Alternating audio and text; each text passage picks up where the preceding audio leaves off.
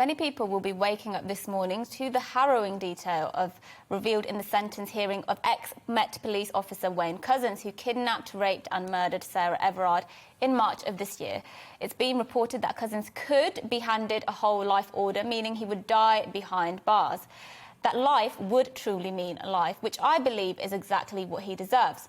But life doesn't mean life for the overwhelming majority of those who are handed this sentence for the worst of crimes. There are currently only around 60 criminals in the UK serving whole life orders. That's 1% of those who our justice systems say have committed crimes so heinous they deserve to spend decades behind bars. The other 99%, murderers, violent criminals, the worst among us in society, will one day be free. I believe this is unacceptable. There are too many people who will one day be free who don't ever deserve to be. Rapists and murderers, child killers, paedophiles. Anyone who has ever listened to me opine on our justice system will know that I think there's an overwhelming moral case for certain kinds of criminals to never be let out. I want to see whole life orders for child rapists and violent murderers normalised, but our justice system is incredibly queasy in handing down this tariff. Many people argue against it on cost grounds, that we already pay too much to keep prisoners in prison. There's much truth to this. The average cost to the taxpayer of holding one prisoner for a year is around £44,000, around £120 a day. In total, the overall expenditure on prisons sits at £3.5 billion, a number that is spiralling.